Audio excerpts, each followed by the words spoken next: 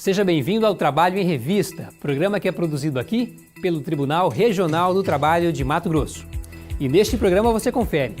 Depois de frustrar a contratação de eletricista, a empresa deverá pagar indenização. A própria chefe de RH me ligou, falando que não ia mais me contratar. Mesmo não previsto em lei, o exame admissional para empregados domésticos pode ser bom para quem contrata e para quem é contratado. Se ele tiver algum problema de saúde prévio, a gente tem que ver se isso tem alguma limitação para ele naquela função e naquele trabalho. No quadro à direito, você fica sabendo como as faltas podem interferir no período de férias.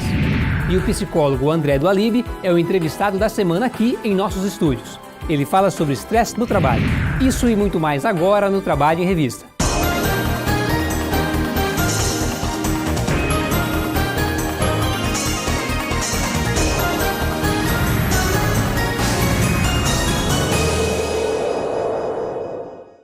Decisão do TRT de Mato Grosso garante indenização para trabalhador que ficou desempregado após falsa expectativa de emprego. Confira.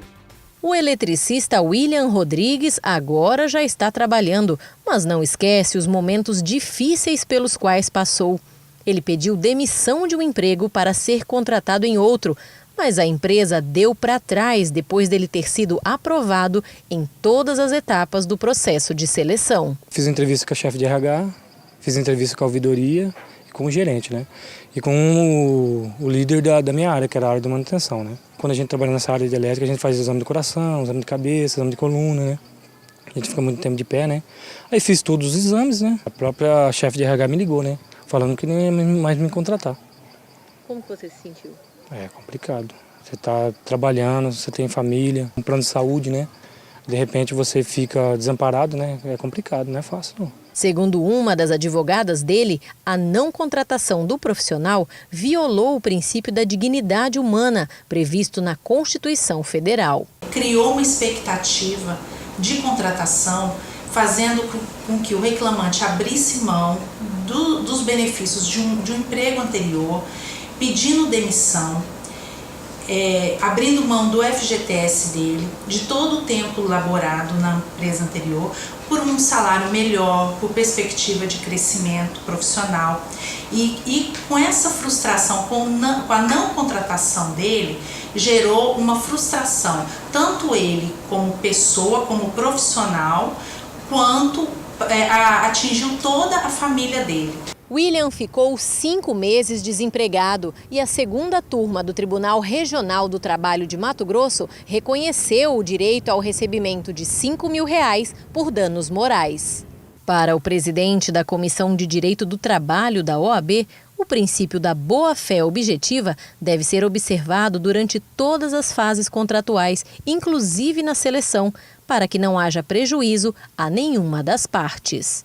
O bom seria que, para evitar esse tipo de coisa, que as empresas tomassem cuidado, tivessem um pouco mais de orientação com relação aos processos seletivos, que deixasse bem claro quando o empregado está ainda no processo seletivo ou quando ele já foi aprovado e será contratado, que documentasse isso. E o empregado também, para que ele não seja surpreendido com uma situação dessa, para que ele tenha a certeza de que ele vai ser contratado e de preferência que peça isso por escrito. Eu vou ser contratado, então que me dê por escrito que eu vou ser contratado, que eu vou pedir conta no meu outro emprego. Então ele tem uma garantia maior.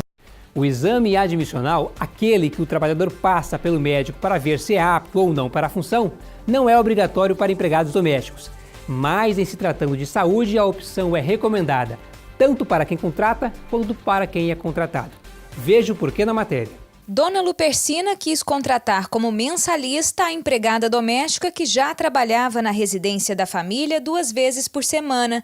Antes de assinar a carteira, ela resolveu pedir um exame admissional. Então, Dona Rose fez o primeiro exame, foi negada a possibilidade dela de trabalhar. O médico achou que ela estaria com algumas erupções na pele. E ficou preocupado com isso, o que poderia ser.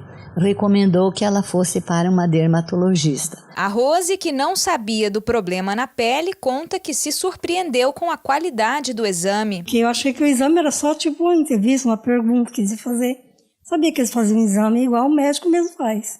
Para mim foi importante, sim. Com a ajuda dos empregadores, Dona Rose fez um acompanhamento médico mais detalhado e resolveu o problema de saúde. Retornamos ao consultório da dermatologista, ela diagnosticou que ela já estava bem melhor após a medicação, só que, tendo em vista que ela tem carteira de trabalho assinada, então nós fizemos o retorno dela para o exame admissional definitivo. E ele foi positivo e ela então continua conosco aqui. Esse médico examinador explica o quanto os procedimentos da medicina do trabalho têm avançado. No caso do trabalhador doméstico, a gente pode fazer, além do exame clínico, que seria o exame físico e a anamnese, em que a gente vai ver aquela conversa e experiência que o funcionário já tem e o que ele vai exercer, mas a gente pode fazer alguns exames laboratoriais para saber se esse paciente tem diabetes, tem pressão alta ou se ele tem colesterol. A gente pode fazer os exames de imagem, que também são muito importantes. Aí, se ele tiver um problema, na maioria das vezes a gente já consegue triar isso aqui. Só que para algumas coisas não é possível, a gente precisa de exame de imagem. Então, o PCMSO e o PPRA do paciente, ele vem escrito para nós quais exames ele tem que fazer. E aí, se ele não tem que fazer nada, a gente faz um clínico minucioso para tentar detectar uma hérnia ou qualquer outra coisa. E aí, se ele tem os exames, a gente tem que olhar. Se ele tiver algum problema de saúde prévio, a gente tem que ver se isso tem alguma limitação para ele naquela função e naquele trabalho.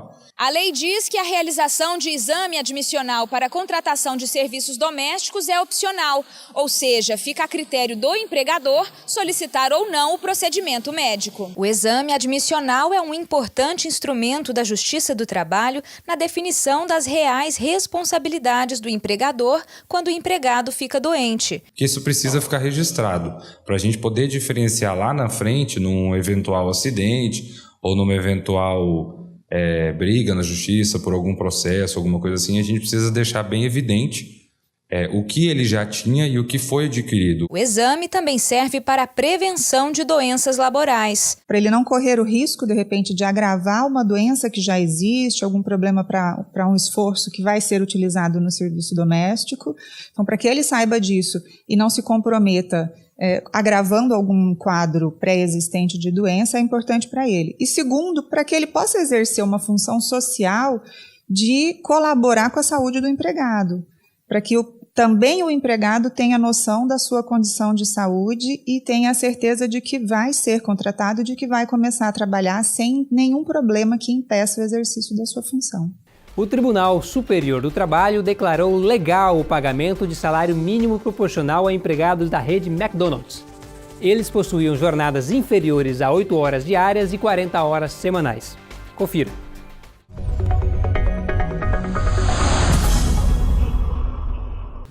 Uma jornada de trabalho variável que pode ir de 2 a 44 horas por semana. Assim é a rotina de empregados desta rede de lanchonetes. A discussão sobre a legalidade da jornada flexível chegou ao Tribunal Superior do Trabalho. Em Curitiba, no Paraná, os trabalhadores eram contratados pela rede de lanchonete McDonald's para uma jornada semanal variável. A remuneração era de acordo com as horas trabalhadas.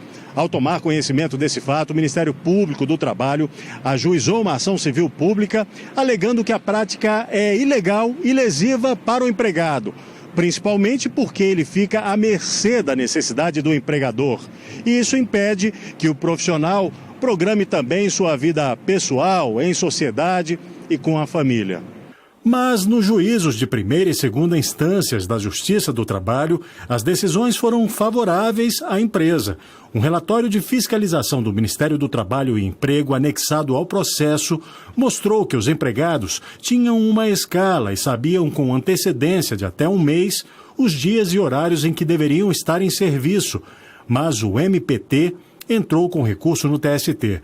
O pedido foi examinado pela 8ª turma, que considerou a prática prejudicial ao trabalhador e determinou que a empresa adotasse a jornada fixa em todas as lojas, com pagamento do salário mínimo profissional, independentemente das horas trabalhadas. O caso voltou a ser discutido depois que a rede de lanchonetes questionou a decisão na seção 1 de dissídios individuais do Tribunal Superior do Trabalho. O relator do processo na SDI 1, ministro Renato de Lacerda Paiva, avaliou que os empregados atuam como horistas e, assim, recebem remuneração de acordo com as horas trabalhadas e com respeito ao salário mínimo estabelecido. Como no caso havia, bem ou mal, havia uma contratação por hora trabalhada, não seria possível pagar-se mais do que isso. Doravante, sim, porque já foi determinado que se houve inclusive parece que um acordo, não é? Um TAC. Um TAC, no sentido de não... Mas no passado eu não vejo como projetar de modo que eu estou respeitosamente mantendo o voto. Por maioria de votos, a SDI 1 aceitou o pedido da empresa e excluiu a condenação ao pagamento de salário mínimo integral da categoria, independentemente do número de horas. E agora é a tua oportunidade de tirar dúvidas sobre o que pode e o que não pode no trabalho. Este é o quadro É Direito. Hoje você confere a pergunta feita pelo Jackson sobre como as faltas podem interferir no período de férias. Quem responde pra gente é a juíza do trabalho, Graziele Lima.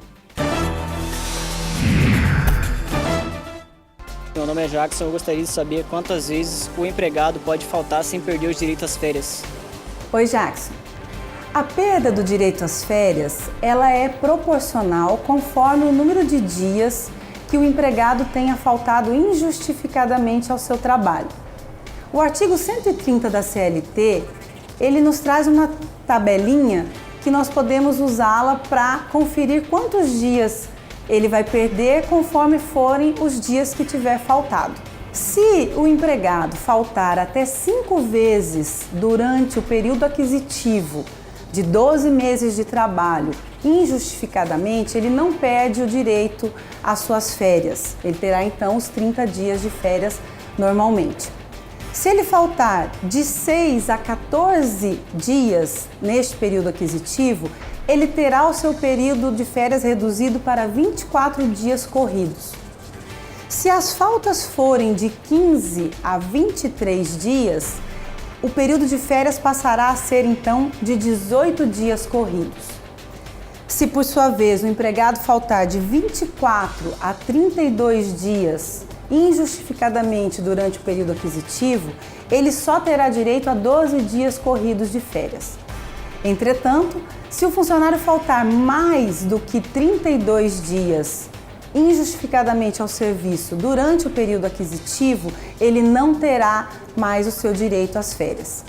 É importante lembrar que a falta injustificada, ela não só impacta na perda do direito às férias, porque muitas faltas injustificadas podem levar a uma dispensa por justa causa. É importante lembrar isso.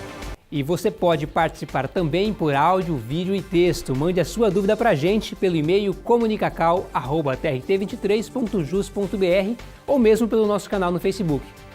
Falando em redes sociais, a gente confere agora com Rafael Souza o que rolou em nosso perfil no Facebook nessa semana. Rafael? Olá, Ezequias! Estamos aqui mais uma vez para falar sobre redes sociais. Então vamos navegar pela internet com aquelas imagens, vídeos, frases e ideias que viralizam na rede, alcançando muita popularidade e que estão na página do Tribunal Regional do Trabalho de Mato Grosso no Facebook. Olha quem aparece na nossa primeira imagem do dia, ele mesmo, o motoqueiro fantasma, e com um recado muito bacana para quem trabalha no trânsito.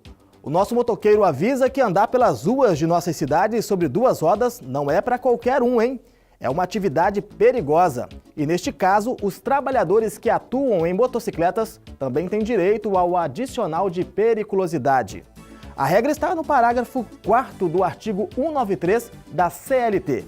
A Cíntia Carvalho gostou muito da publicação.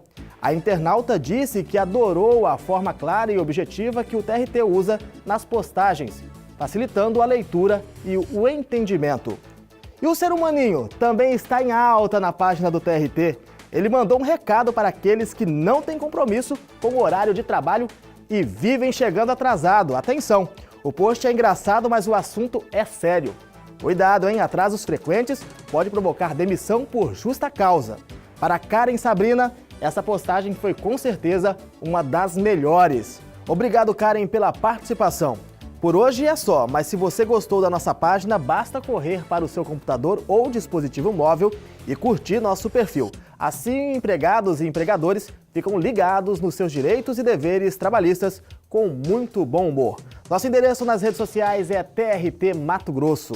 Bom, eu vou ficando por aqui, mas continuo conectado lá na página do TRT. É com vocês, Equias. Obrigado, Rafael. Agora você fica por dentro do que aconteceu na Justiça do Trabalho com o Giro da Semana.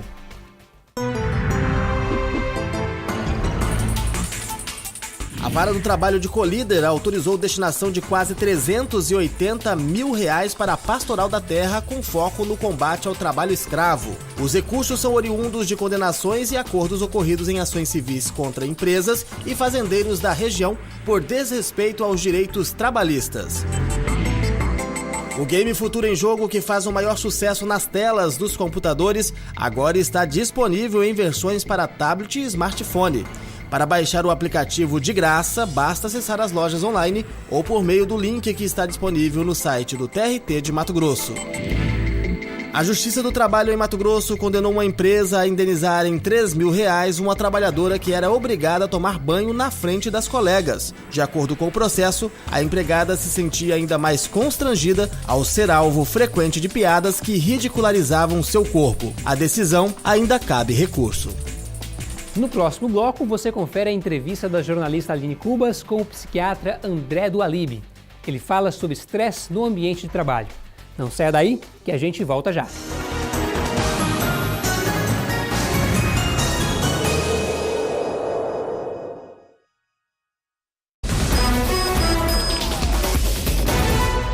Trabalho não combina com criança. O resultado mais comum é o rendimento ruim na escola ou até mesmo a evasão.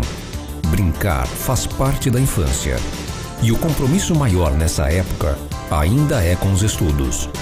A Justiça do Trabalho não acontece só nos tribunais. Ela é feita por todos nós. Tribunal Regional do Trabalho de Mato Grosso. Amigo, já vai pra casa? Vou nada, ainda vou ter que rodar a noite inteira pra fazer umas entregas. Rapaz, vê se para pra descansar, hein? Porque dirigir o dia e a noite inteira cansa o motorista. Eu não canso à toa, ainda aprendi uns truquezinhos aí pra tapear o cansaço. Deixa comigo.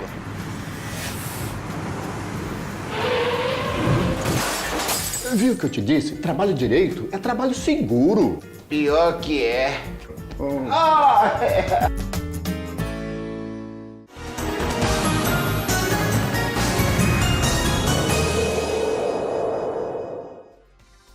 Bem-vindo de volta ao Trabalho em Revista. O estresse emocional é uma das principais causas de afastamento do trabalho. Assunto da nossa conversa agora com o psiquiatra André Dualib. Doutor André, obrigada pela sua presença aqui. Metas, preocupações, dissabores, quem que está livre disso? Então, assim, o estresse é da nossa vida, não tem o que fazer?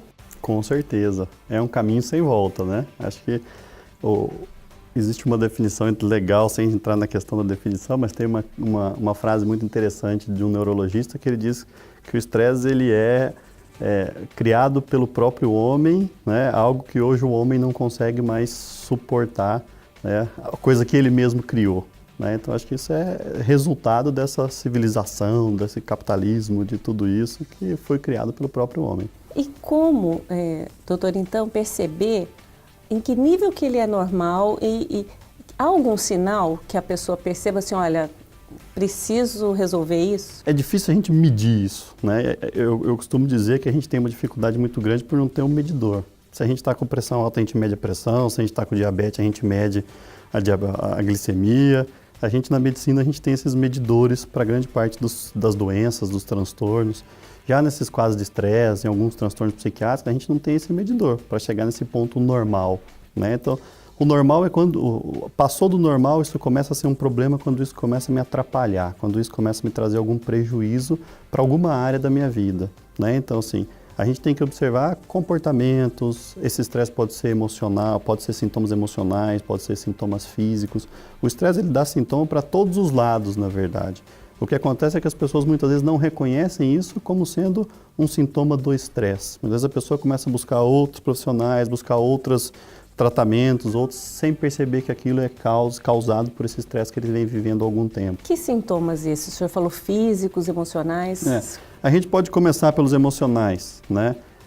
Irritabilidade, cansaço excessivo, alteração de sono, tensão muscular, dores musculares, a gente entrando para os físicos, dores musculares, dor abdominal, gastrite,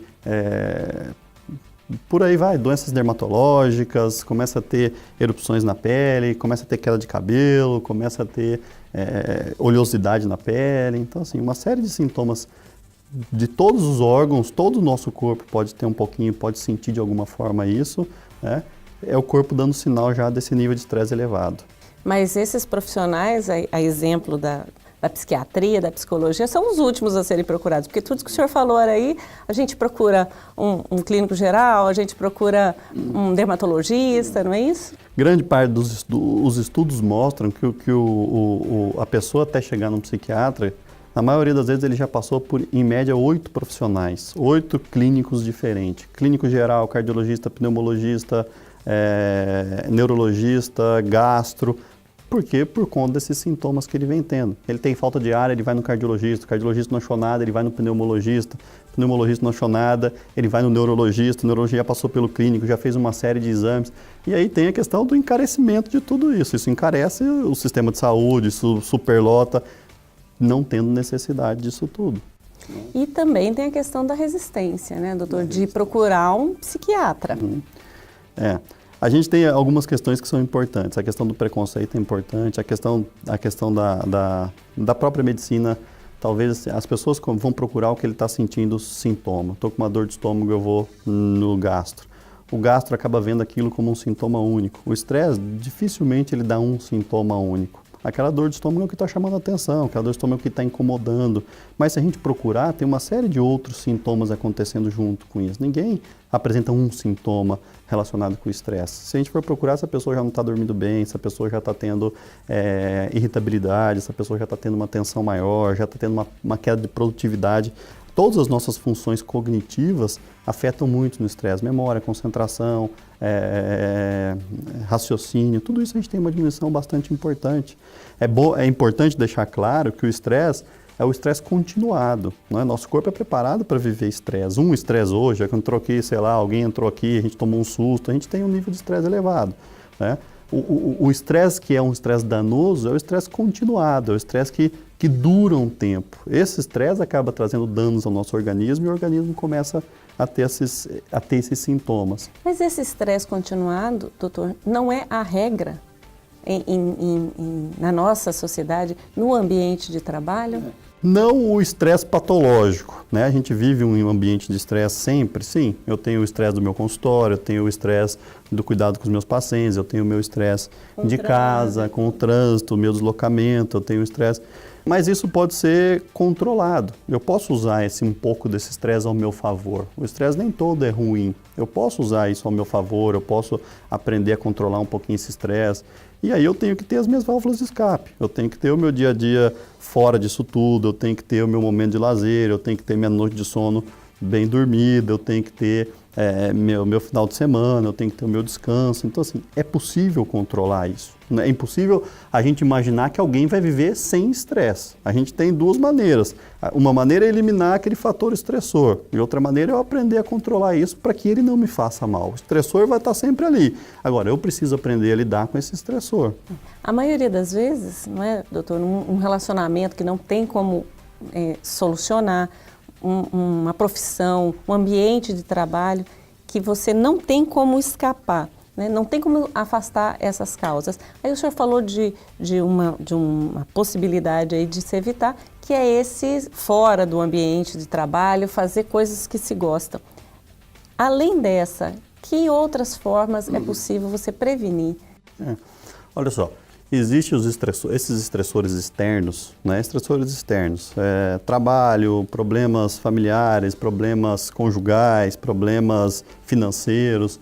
Muitas vezes a gente não consegue afastar, né? Às vezes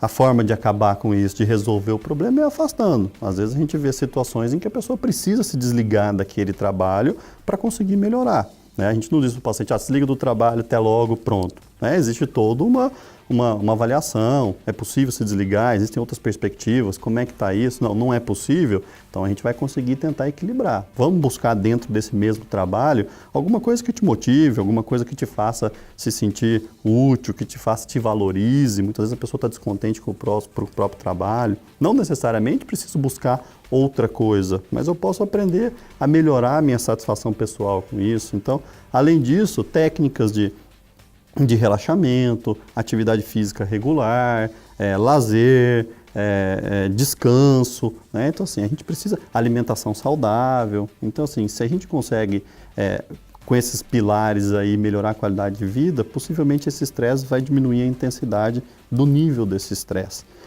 Outro fator extremamente importante é a questão do estressor interno, como essa pessoa lida com isso. O que é estressante para um não é estressante para outro. Então, assim, será que não é ela que está potencializando esse nível de estresse? Será que não é ela que está fazendo com que a forma com que ela está lidando com isso não está piorando essa situação? Fazer tempestade em copo d'água. É mais ou menos isso, porque existem, dentro do ambiente de trabalho, tem muitas outras pessoas, geralmente, que também trabalham ali sobre as mesmas pressões, sobre as mesmas situações, e aquilo é estressante para essa pessoa. Então, muitas vezes, a gente trabalhando esse que a gente chama de estressor interno, de como ela lida com aquilo, né, a gente pode melhorar muito diminuir esse estresse do ambiente de trabalho, ser um estresse suportável, ser algo que não traga nenhum prejuízo para essa pessoa. Doutor, para a gente encerrar, e para quem já está numa situação em que ou a própria pessoa percebeu, ou quem está em volta, os familiares, e começa a cobrar que essa pessoa procure um profissional, entre as dificuldades e o senso comum é que quem procura os profissionais dessa área, em regra, entram num redemoinho de medicamentos que não saem nunca. É isso mesmo? Não, de maneira nenhuma. Né? Contanto que seja bem tratado, não. A gente volta um pouquinho naquela história do preconceito. Né? Existe um preconceito, existem algumas crenças de que doença psiquiátrica ou de que isso se procura psiquiatra quando está louco? Se procura psiquiatra. A gente melhorou muito, mas a gente ainda tem uma resistência muito grande quanto a isso. Né?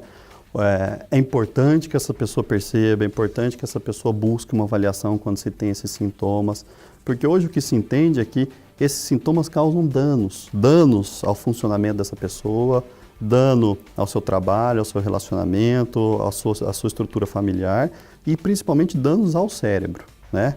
Manter-se doente, manter-se com esses sintomas, isso vai levando danos irreversíveis ao cérebro. O cérebro é um órgão, como todos os outros do nosso organismo, que também adoece. O cérebro adoece, o fígado adoece, o pulmão, o rim, a pele, a unha, o cabelo, a visão. Né? Todos esses nossos órgãos adoecem, o cérebro também adoece. Então, isso pode gerar uma patologia, uma depressão, uma ansiedade, um transtorno bipolar, pode desencadear, o estresse pode desencadear uma dessas patologias e que devem ser tratadas. O tratamento adequado, o tratamento logo no início, faz com que a gente consiga ter uma resposta satisfatória, que a gente consiga alcançar uma remissão e que possivelmente, dependendo do quadro, que a gente consiga ficar sem remédio a médio prazo. Né? Então, assim, essa história de que tratar faz mal, isso hoje não existe. Né? Hoje a gente diz que faz mal não tratar. O não tratamento, o dano do remédio é infinitamente menor do que o dano do estresse, que o dano da doença.